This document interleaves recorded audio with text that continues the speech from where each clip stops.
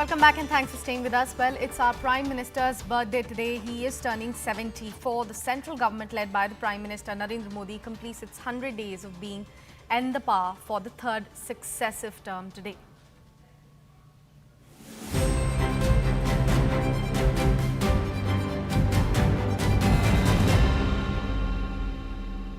Like we said before, that Modi 3.0 completes its 100 days of being in power for the third consecutive term today.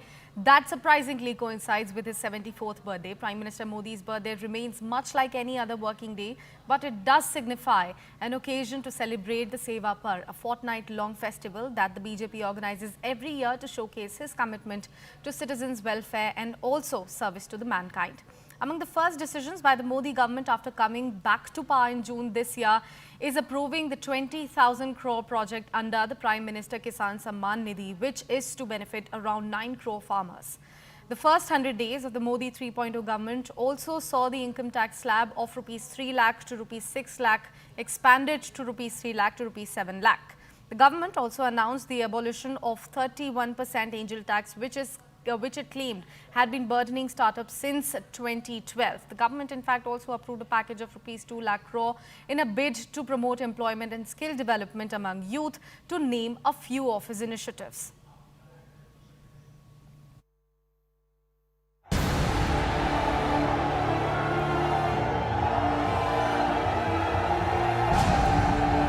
है मुझे सौगंध भारत, भूलूं ना एक क्षण तुझे, रक्त की हर बूंद मेरी है मेरा अर्पण तुझे।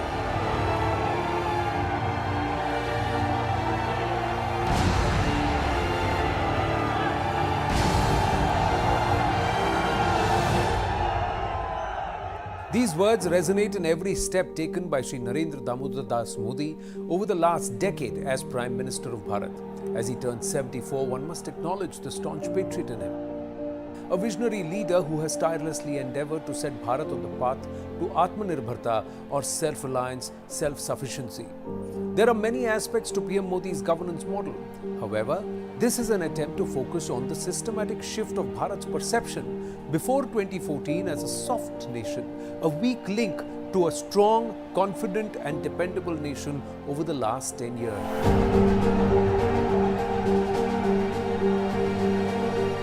From non-aligned and largely submissive to asserting strategic autonomy and an aggressively defensive posture, Bharat under PM Modi has seen a significant psych upgrade.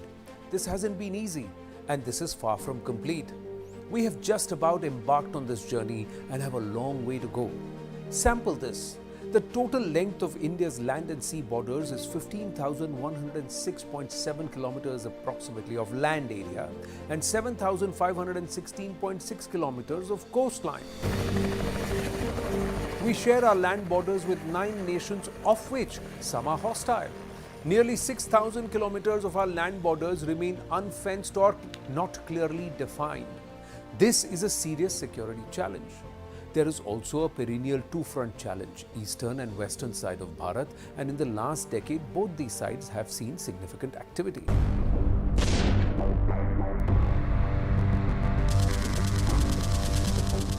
In February 2014, A.K. Antony, the then Defence Minister, told the nation that the Defence Ministry had used up to 92% of its budget and had no money to buy the much-needed Rafale fighter jets, and that all major deals will have to wait up until April 1st, 2014.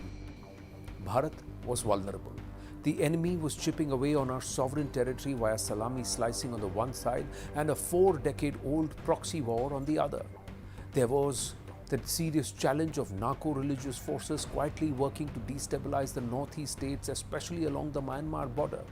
Our coastline was also vulnerable with the threat of another attack like 2611 via the sea looming large. The adversary's warships had started swirling dangerously close to our waters. There was a lot to be done. Despite the many challenges and obstacles, Modi and team started the repair work. Work on border roads and infrastructure was initiated. Veterans were roped in via think tanks to suggest effective ways to turn things around. OROP brought in the required belief that under Modi, there was an intent to get things done. Meanwhile, PM Modi attempted to talk peace with pesky neighbors with the hope that they would take a step if he took two. However, reality bit and bit hard. 2016 tested Bharat's resolve and mettle with Pathankot in January and Uri in September. Interestingly, there was a significant shift in PM Modi's approach. While Pakistan was given some amount of leeway post Pathankot attack, Uri was responded to with severe punishment.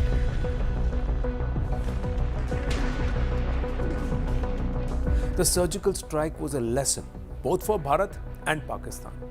Bharat under Modi wants peace but will punish those who take its affinity for non-violence as a sign of weakness. The strong, muscular, yet benign posture started taking shape here, and the world took notice. The red line with Pakistan was drawn. The process of systematic and thorough strategic demolition of Pakistan had begun. The surgical strike was the first page in the Isolate Pakistan playbook being developed under PM Modi.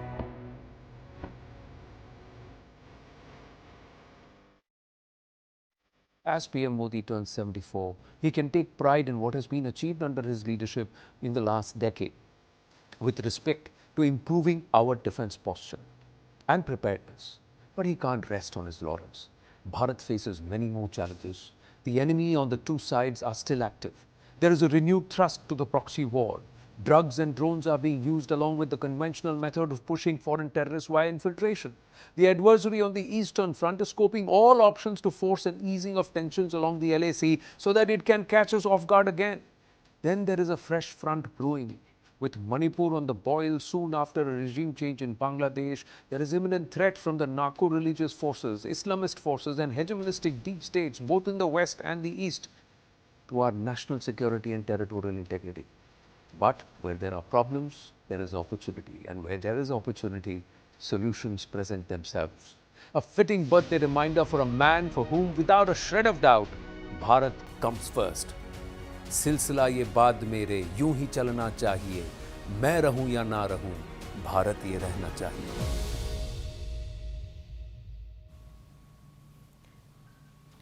With that, we are slipping into a very short commercial break here on CNN News 18. Do stay with us. We'll come right back with more on the other side.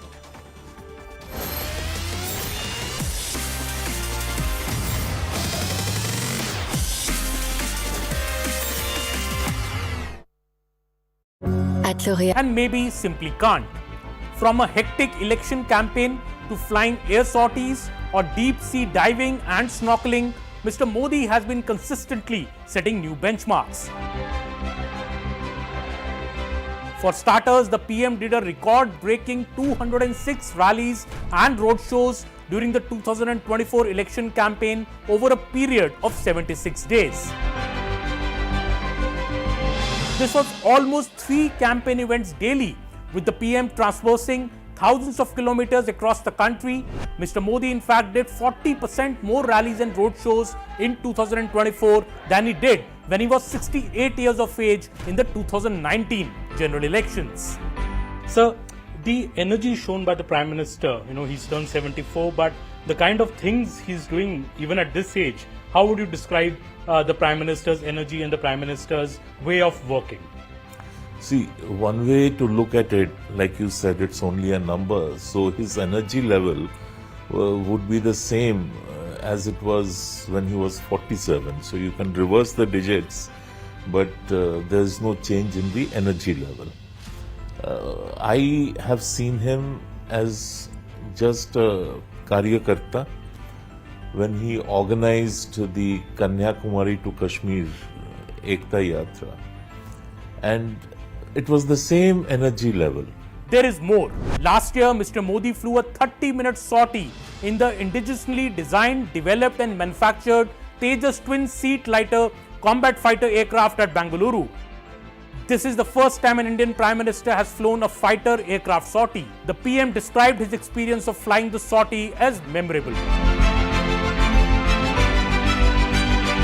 Earlier this year, the Prime Minister went underwater in the deep sea and prayed at the site where the submerged city of Dwarka is. This experience offered the Prime Minister a rare and profound connection to India's spiritual and historical roots. Underwater, he also offered peacock feathers as a tribute to Lord Krishna.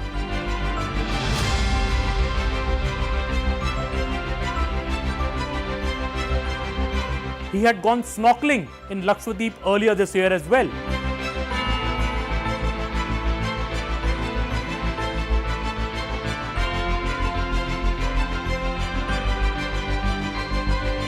Another habit of the Prime Minister has been to visit soldiers posted at the heights on our borders, be it in Jammu and Kashmir, Ladakh, Himachal Pradesh or Arunachal Pradesh. He started it with a visit to Siachen in 2014 to celebrate Diwali with the Jawans.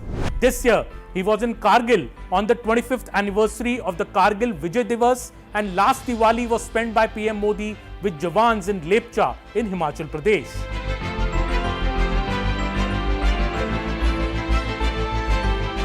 In 2020, Mr. Modi had surprised all by travelling to Nimu in Ladakh to interact with Indian troops near the India-China border. In 2022, Modi's pictures from Kargil while trying his hands at guns, or the ones from the Defence Expo in 2020 when he fired at a virtual firing range, had also captured headlines. First thing in the morning and last thing in the morning, he checks on what has been done during the day and what will be done during the day, and there are action taken reports which have to be placed in front of him no matter where he is, and he does go through them. Well, these are just some examples to prove that age is just a number for Mr. Modi. His strict diet and yoga regime keeps him fit,